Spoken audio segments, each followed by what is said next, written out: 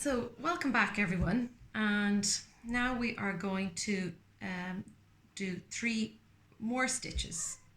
The ones I'm going to cover now are the blanket stitch, a satin stitch and a whip stitch.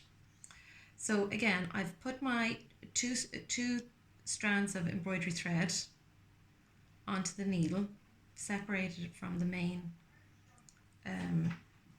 6 threads, which look like this, and I am going to commence the blanket stitch. So again, you get your needle, you bring it in from the back.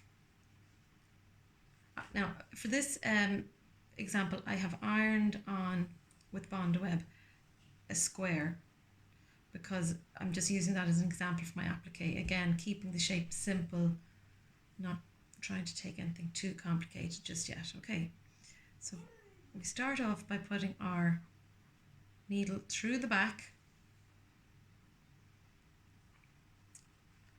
coming up right at the side of where the applique begins, and then I'm going to put my needle down about 5 mil in from the edge of where the applique is ironed on.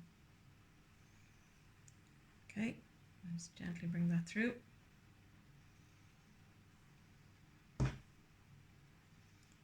And I have it knotted at the end so it won't come through all the way. So I'm going to put my needle back in to the same position where I made my first stitch.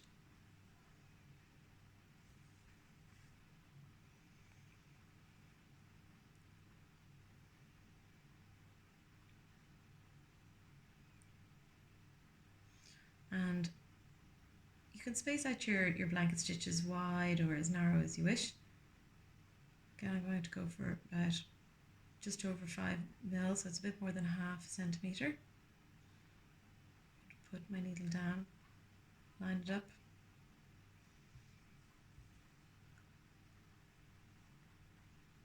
and before we finish this, we are going to bring our needle back up and we're going to catch the thread, and that is going to be the beginning of our applique stitch. So I'm bringing my needle up just opposite where the needle went down on the applique, except this is coming up through at the edge of the applique. And now we have our first stitch.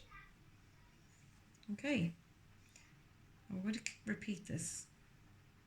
Now if it helps, you can mark with a pen, you can mark dots along where you want your stitches to go. If you think that could help you as a guide, I'm just going to do it by eye. Again, if it's not perfect, it's okay, because hand sewing is unique and imperfections can be beautiful too. So again, I'm bringing my needle up just at the edge of the applique, opposite where I began my stitch, and then we catch the thread like so. So you get this lovely edging. And down. Take your time.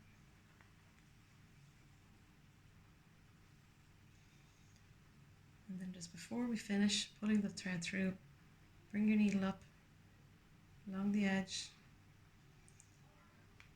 and catch like that. So already we're getting an idea. So I did this side before we began, just to give you an idea of what we're aiming for.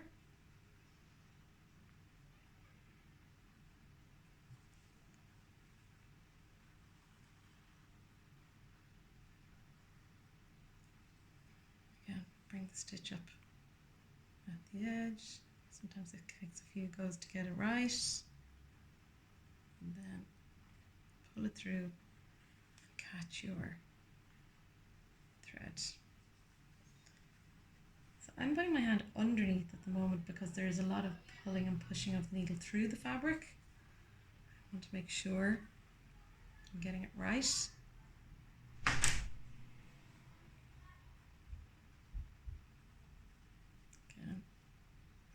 catch our thread. And I've used nice bright colours here and contrasting colours so you can see clearly what I'm doing.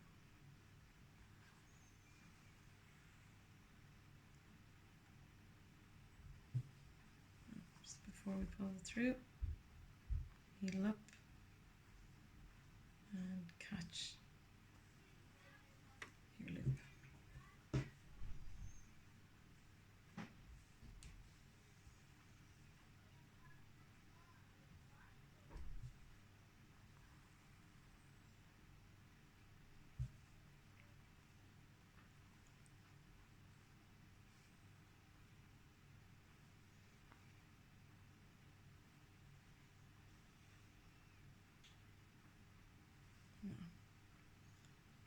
Getting the idea now. It's really starting to take on its own shape.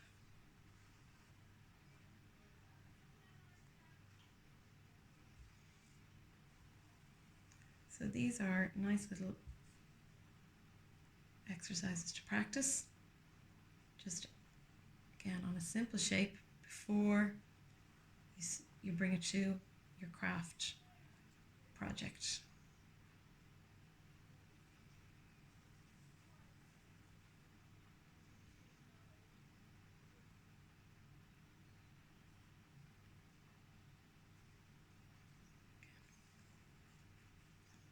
And just keep checking, making sure that you're happy with how it's going.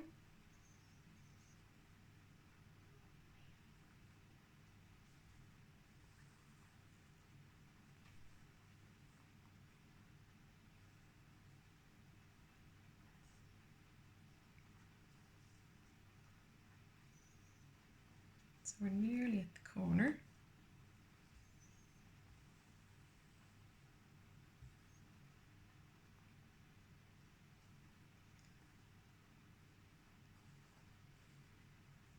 Keep going. So always coming up opposite where your needle went down, catch your thread. And if you get in a muddle, don't worry.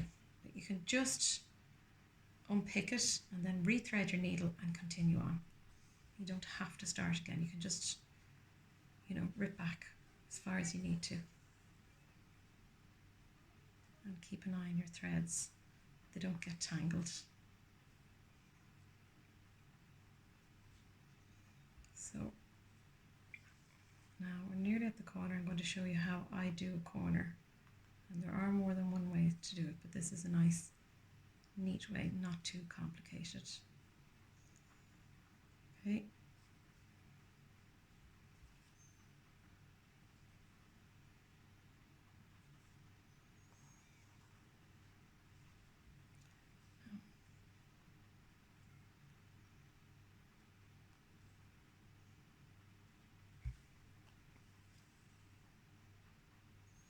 Bring my needle up.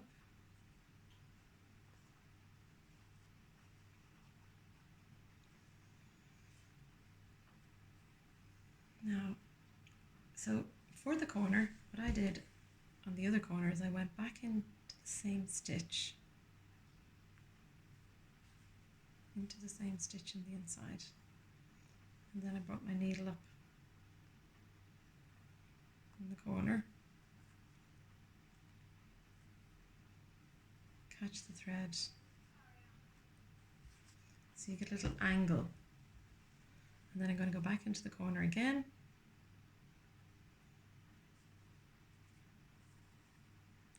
now, so there's an example of a mistake. So no worries. I went around the outside of my fabric. So if that happens, just pull your thread out like that and then rethread it and continue on. It's not a big setback, and it happens all the time. So I just went around my fabric like that. So back in again, back in to my corner,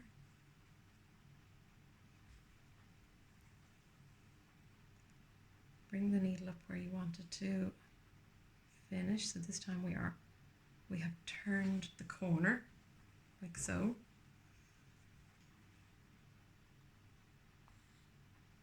Catch the thread, and now we are on the next side.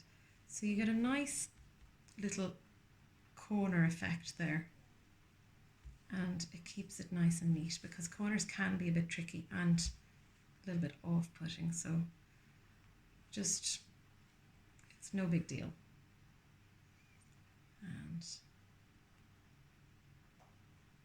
continue down then our next side.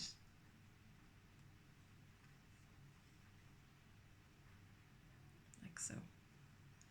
So when you want to finish up, you just finish on the back of the fabric. You want to finish a stitch, just like we did with the other stitches. You'd go back into your stitch there, like that, and just close it off at the back. Okay, so there we go. That is the blanket stitch. Okay, just write that up here.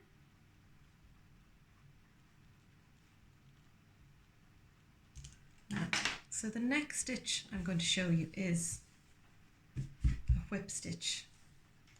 Okay, I'm going to stitch over the ribbon, and this is very simple, but you can get really nice effects doing this.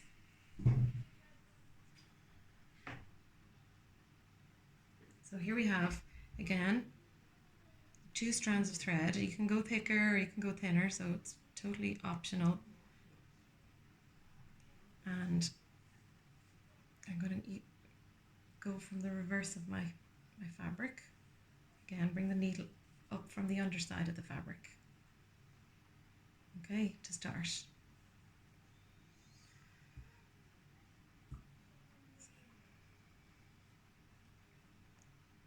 Now, so you can pin this on if you want.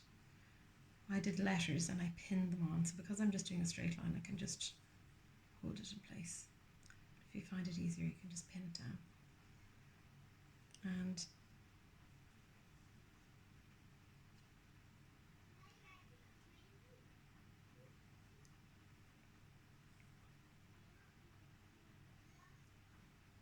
we're literally looping over the top of the ribbon to hold it in place. And you get these lovely slanty stitches.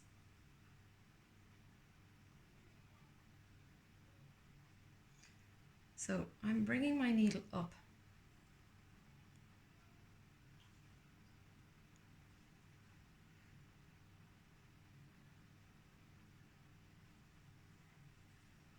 and down. Let's turn this around a little bit, do it at an angle.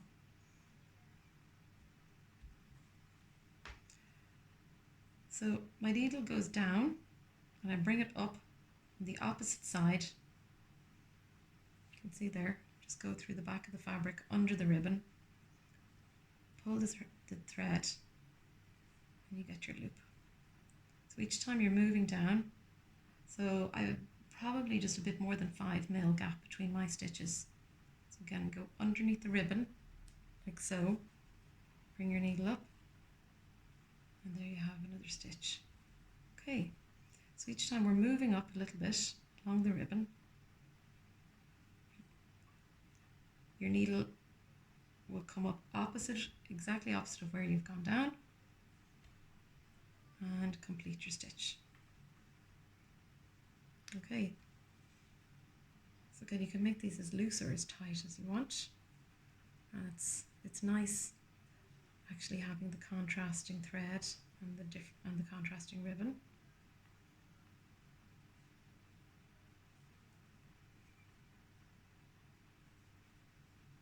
I am trying to make my stitches the same. They're not perfect, but that is the beauty of hand sewing and embroidery.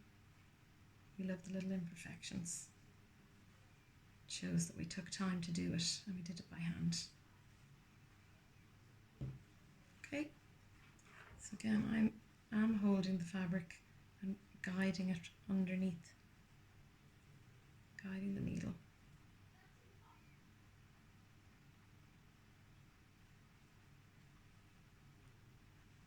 Like so.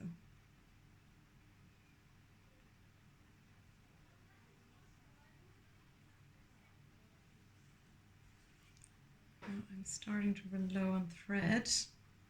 So the ribbon is kind of sliding a little bit, so what I might do now is just catch ever so slightly, tiny bit of the ribbon, just at the edge, just to keep it in place and to stop it from moving around on me. So just do that in a few places, just to stabilize it a bit. So, if you are doing lettering, might be an idea just to attach the fabric in the ribbon in certain places, just to stabilize it so it doesn't fly all over the place.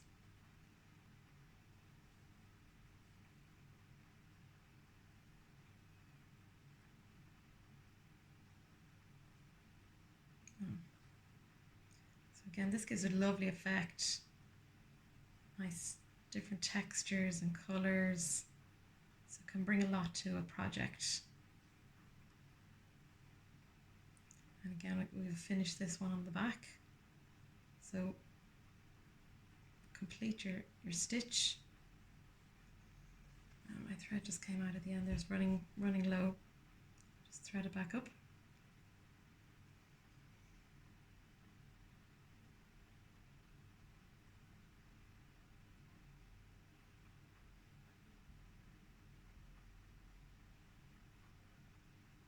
Okay. And then you'll just finish it on the back. So you'll just tie it off underneath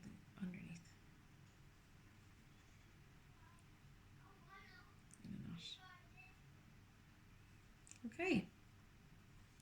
So that's our second one.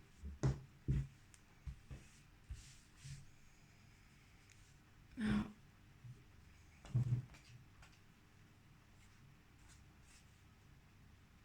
we are going to move on and we're going to do our blanket stitch. Oh no, we did our blanket stitch, sorry. We are going to do a satin stitch. So the satin stitch is used for filling in areas, and we're going to be stitching across. So you get like, it's nearly like little lines of embroidery thread.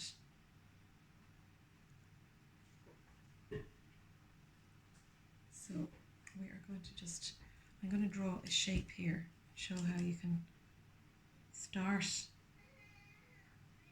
small and then get bigger. Okay, so going in from the back of our stitch,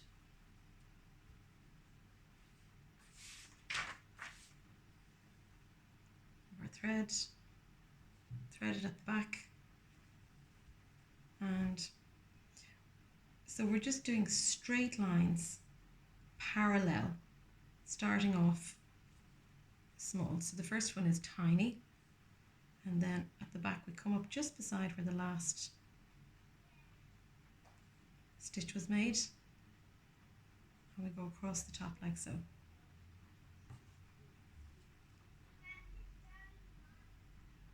Okay, so our goal is to fill in this area. Again, we want to do it nice and neatly. So I'm bringing up my needle on the right side, so that's the start of my stitch.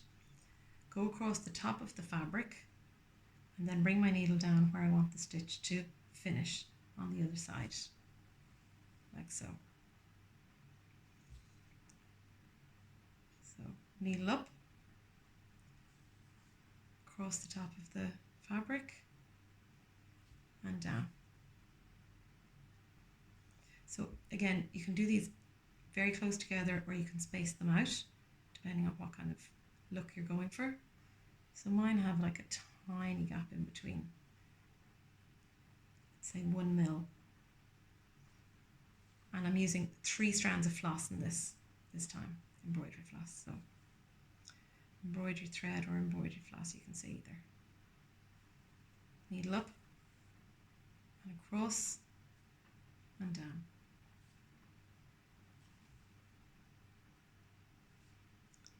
Needle up, across and down.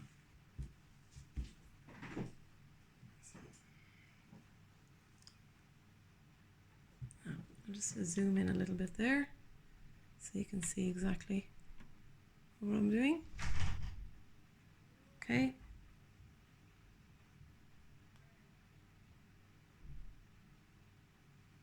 Needle up, across and down. And again, we are, aiming to have the stitches looking neat, but if they're not, perfectly horizontal or perfectly parallel, I think that's okay. Again, it gives a lovely feel of handmade uniqueness to the garment or to the craft piece. Okay, so I like how this is turning out now. And if you feel that when you finish doing that you're there's too much of a gap between your stitches, you can just go back over them and you can fill in the areas that you think need a bit more.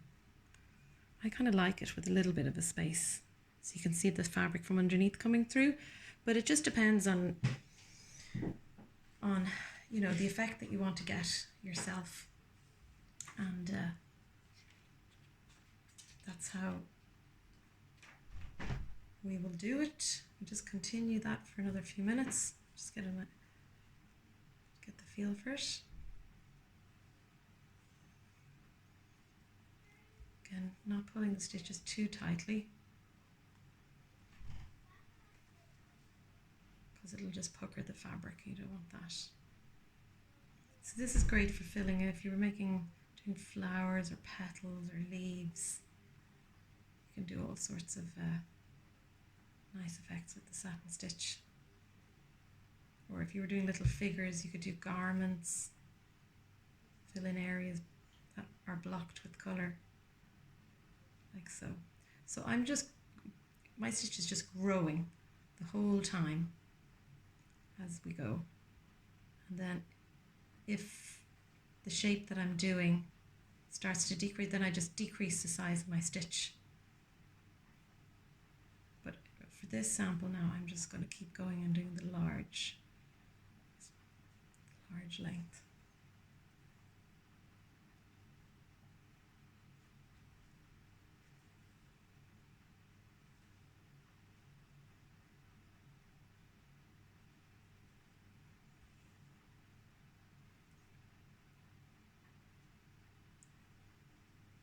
There we go.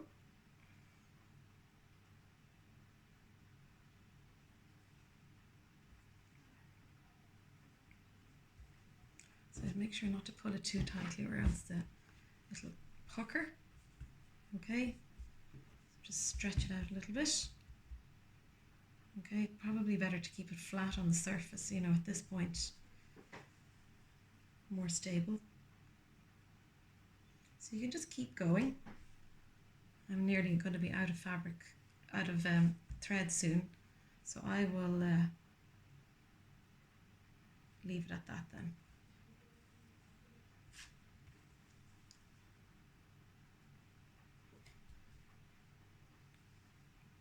And again, just finish on the underside of the fabric. It looks lovely and neat on the reverse of the fabric as well. So you see they use a lot of thread doing it like this, but it does give a lovely, lovely effect. So there we have the 3 stitches from today. So we've got our blanket stitch, the slip stitch, width ribbon and the satin stitch. Okay, zoom back out there so you can see the three of them together. Okay, and I hope you're going to try these, have a go and see how you get on. Just to add quickly, I did mention you can use an embroidery hoop. So this can help to stabilize your fabric when you're working on it. So when you lift it up off a flat surface, that it just stabilizes it. The way you use it, you put your fabric in between the two hoops, like so. Now I'm just going to put it on the outside of my applique, and then you just put down your outer hoop like so and tighten it. So it just stabilizes something if you're working on it, and you can lift it more easily. Now this is not essential, but if you're enjoying yourself, you like what you're doing, it might be worth picking one up, and it just makes your work, you know, a little bit easier to work on. Okay, so that's one tip. And then another tip that I just want to bring today and show you is how you can put some wadding. So this is called batting. This is used for quilting. It's a really nice cotton lining, and if you wanted to do something with a bit of body in it, but you don't want it too raised up, this gives really nice texture and finish for your piece. So we might talk more about that next week. Okay, so thanks for joining me, and have fun trying out the stitches. Okay, bye.